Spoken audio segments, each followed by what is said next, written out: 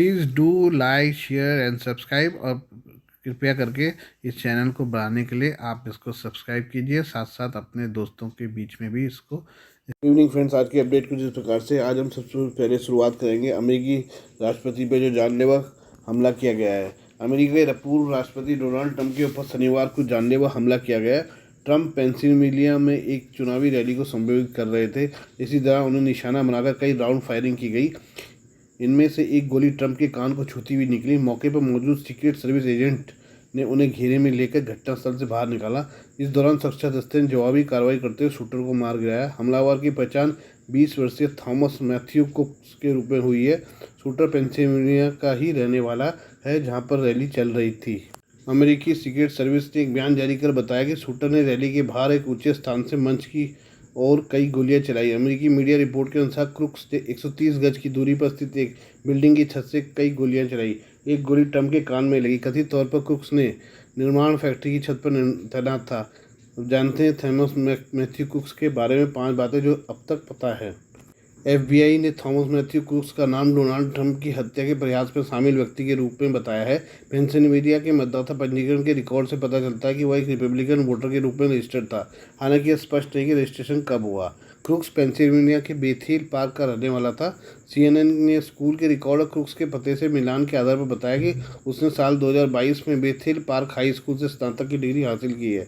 पश्चिमी पेंसिल्वेनिया में the Tribune review के अनुसार उन्हें उस वर्ष national math and science initiative से $500 का स्टार अवार्ड भी मिला था। पुलिस को क्रुक्स के पास से AR-15 सेमी ऑटोमेटिक राइफल मिली। कई गवाहों ने बताया कि उन्होंने उसे गोली चलाने से पहले देखा था और अधिकारियों को इसकी सूचना दी थी। क्रुक्स जिस इमारत की छत पर तैनात था वो डोनाल्ड ट्रंप की रैली वाले मंच से 130 गज की दूरी पर थी। उसने कई राउंड फायर किए, जिसमें एक गोली ट्रंप के कान को छूकर निकली। हमलावर को सीक्रेट सर्विस ने मार दिया। संघीय चुनाव आयोग के रिकॉर्ड से पता चलता है कि थॉमस कुक के नाम कि एक दानकर्ता ने उसी पते पर जनवरी 2021 में डेमोक्रेटिक पार्टी से जुड़े एक अभियान को $15 दिए थे। FBI हमले के पीछे के मकसद की जांच कर रही है, लेकिन इसके साथ ही ये सवाल भी उठने लगा है कि क्या क्रुक्स ने अकेले इस घटना को अंजाम दिया। पेंसिल्वेनिया स्टेट पुलिस के लेफ्टिनेंट कर्नल जॉर्ज बेविस ने एजेंसियों को बताया कि इस पर फैसला करना जल्दबाजी होगा कि ये क्रुक्स ने अकेले काम किया या कोई और भी था। बेविस ने कहा कि हमने एक शूटर की अस्थायी पहचान कर ली है, लेकिन हमारी जांच जारी है। हम कई सुरागों के पीछे निर्धारित करने में कुछ समय लगेगा कि क्या केवल एक ही बंदूकधारी था। ये अब उस मंजर को देखे जब ट्रंप को गोली लगी थी। And that comes right from the government services, comes right out of Border Patrol.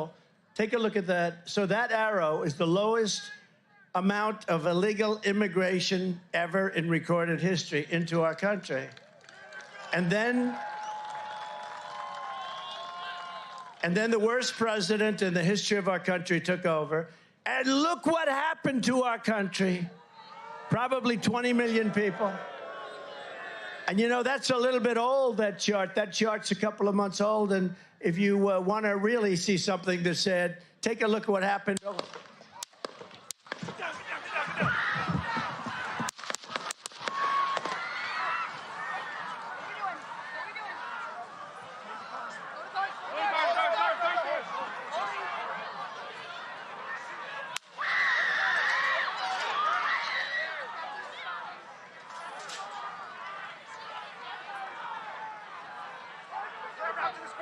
Move to spare. Hold.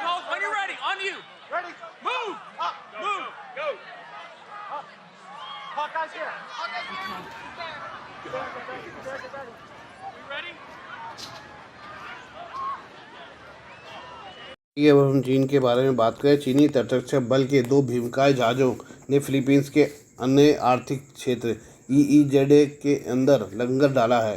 Philippines ने दक्षिण चीन सागर में जारी क्षेत्रीय विवादों के बीच चीन के इस कदम को धमकाने वाला कार्य बताया है। फिलीपीन तटरक्षक बल के प्रवक्ता जे टेरियला ने कहा कि चीनी तटरक्षक पोत CCG-5901 ने 3 जुलाई को फिलीपींस के पलावन द्वीप से लगभग 80 मील 130 किलोमीटर उत्तर पश्चिम में स्पेटली द्वीप समूह में सबीना सोल के पास लंगर डाला, जो मनीला के 230 मील के EEZ के भीतर है। 12,000 टन वजनी और 541 फीट लंबा CCG-5901 संयुक्त राज्य अमेरिका के तटरक्षक के मुख्य गश्ती जहाज़ों नेशनल सिक्योरिटी कटर से 3 गुना बड़ा है, जिसके कारण कई पर्यवेक्षक चीनी पोत को राक्षस कहते हैं। टेरिला ने एक्स पर एक पोस्ट में कहा कि सबीना सोल में चीनी जहाज़ फिलीपीन कोस्ट गार्ड के सबसे नए और सबसे बड़े जहाज़ों में से एक के 800 गज के भीतर लंगर डाले हुए था, जिससे पहले इस क्षेत्र में तैनात किया गया था।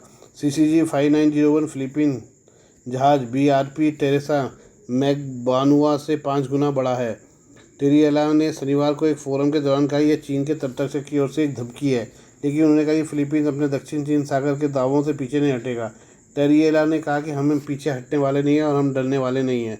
सोमवार को एक नियमित प्रेस ब्रीफिंग के दौरान जब फिलीपीन के दावों के बारे में पूछा गया तो चीन के विदेश मंत्रालय ने इस बात से इनकार किया कि संबंधित क्षेत्र फिलीपीन के विशेष आर्थिक क्षेत्र का हिस्सा है।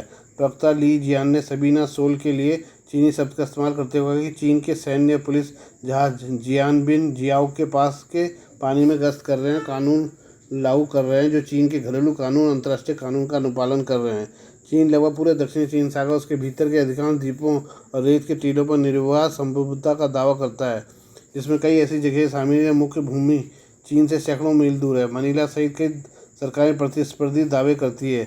2016 में हेग में एक अंतर्राष्ट्रीय न्यायाधिकरण ने ऐतिहासिक विवाद में फिलीपीन के पक्ष में फैसला सुनाया, जिसने निष्कर्ष निकाला कि चीन के पास दक्षिण चीन सागर के बड़े हिस्से पर ऐतिहासिक अधिकारों का दावा करने का कोई कानूनी आधार नहीं है, लेकिन बीजिंग ने फैसले की अनदेखी की है। इसके बजाय चीन ने अपने समुद्री क्षेत्रीय दावों को और आगे बढ़ाया है, जिसमें चीन के तटरक्षक जहाज मिलिशिया नौकाओं द्वारा सुदृढ़ पिछले साल कई झड़पों में शामिल रहे हैं, जिसमें फिलीपीन के जहाज क्षतिग्रस्त हो गया। पानी की बौछार से फिलिपिनो नाविक घायल हो गए। जून में सेकेंड थॉमस सोल के पास हुई झड़प में चीनी तटरक्षक अधिकारियों ने फिलिपिनो सैनिकों पर कुल्हाड़ी और धारदार या नुकीले औजारों से हमला किया, उनकी रबर की नाव को काट डाला। इस झड़प के दौरान एक फिलिपिनो सैनिक का अंगूठा कट गया। स्टैनफोर्ड यूनिवर्सिटी में guardian not centre for national security innovation में सीलाइट के निदेशक और दक्षिण चीन सागर विशेषज्ञ रे पावेल के अनुसार CCG 5901 उस घटना में शामिल नहीं था, लेकिन तब से फिलीपीन के EEZ के क्षेत्रों में घूम रहा है। पावेल ने कहा कि सेकेंड थॉमस सोल में नाटकीय गतिरोध के तुरंत बाद मॉन्स्टर ने दक्षिण चीन सागर में लगभग हर फिलीपीनी चौकी और प्रमुख विशेषता का दौरा किया। पावेल और अन्य विश्लेषकों का कहना है कि डराना धमकाना CCZ 5901 का मुख्य काम है, दुनिया के किसी भी अनियमित तटरक्षक जहाज से बड़ा है और यहाँ तक कि अमेरिकी नौसेना के विध्वंसक जहाज़ों से भी बड़ा है। ऑल बॉक्स क्लास विध्वंसक 9700 टन या उससे कम वजन के हैं। CCG 5901 से लगभग 35 फीट छोटे हैं। US कोस्ट गार्ड के नेशनल सिक्योरिटी कटर 4500 टन वजन के हैं, जो CCG 5901 के आकार का 1/3 है। मारक क्षमता की तुलना में CCG 5901 US कटर से भी बेहतर है, जिसमें 2 मुख्य 76.2 मिलीमीटर की बंदूकें हैं, जबकि US जहाज़ों पर एक मुख्य 57 मिलीमीटर की बंदूक है। पावेल ने नौसेना के जहाज़ों का जिक्र करते हुए कहा कि इसका विशाल आकार इसे अपने पड़ोसियों को डराने में सक्षम बनाता है, जबकि ग्रे पतवार वाले सैन्य जहाज़ को भेजने के बढ़ते प्रभाव से बचना चाहिए। बात करें जम्मू कश्मीर के कुपवाड़ा सेक्टर के बारे में। जम्मू कश्मीर के कुपवाड़ा सेक्टर में सेना आतंकियों के बीच मुठभेड़ हुई है। जानकारी के मुताबिक इस एनकाउंटर में सेना के जवानों ने 3 आतंकियों को ढेर कर दिया है। बता दें कि जम्मू के कठुआ में सेना की गाड़ी पर घात लगाकर किए गए हमले के बाद जम्मू कश्मीर के विभिन्न इलाकों में सेना सर्च ऑपरेशन चला रही है। सेना ने पिछले एक हफ्ते में करीब 10 आतंकियों को ढेर किया है। घुसपैठियों के एक समूह को सेना ने रोकने की कोशिश की, जिसके बाद गोलाबारी शुरू हो गई। जानकारी के मुताबिक सेना ने घुसपैठ का प्रयास कर 3 आतंकियों को मार गिराया, जिनके सब बरामद किए जा रहे हैं। ऑपरेशन अभी भी चल रहा है। इससे पहले गुरुवार को जम्मू कश्मीर के राजौरी जिले के नौशेरा सेक्टर में सेना ने आतंकवादियों द्वारा घुसपैठ की कोशिश को नाकाम कर दिया था। संदिग्ध आतंकवादियों द्वारा एक समूह रात के वक्त भारतीय इलाके में घुसने की कोशिश कर रहा था, लेकिन नाकाम होने के बाद उसे उल्टे पांव भागना पड़ा। लाइन ऑफ कंट्रोल के जरिए आतंकवादियों को घुसपैठ की कोशिश के दौरान सेना ने ताबड़तोड़ फायरिंग की, जिसके बाद आतंकियों को वापस लौटना पड़ा। कठुआ में सोमवार को आतंकवादियों ने सेना के वाहन पर ग्रेनेड से हमला किया था, जिसमें 5 जवान शहीद हो गए थे। इसके बाद सेना ने पूरे इलाके को घेर लिया, सर्च ऑपरेशन शुरू कर दिया है। इस दौरान सुरक्षा बलों और आतंकियों के बीच मुठभेड़ भी हुई है। हमले के बाद घटनास्थल से सेना के वाहन की तस्वीर भी सामने आई, जिसमें वो गोलाबारी के कारण शक्ति को दिखाई दे रहा था। हमले के बाद घाटी में सेना आतंकियों के बीच मुठभेड़ शुरू हो गई थी। सूत्रों ने बताया कि पहाड़ी के ऊपर छिपे आतंकवादियों ने सेना के वाहन पर गोलाबारी की और सेना की गाड़ी पर ग्रेनेड भी फेंका। बीते कुछ दिनों में से एक बार घाटी में उथल पुथल बढ़ी है। आतंकियों से मुठभेड़ की खबरें लगातार आ रही हैं। आज के लिए बस इतना ही। बाकी मिलते हैं कल आपसे नई खबरों के साथ। धन्यवाद।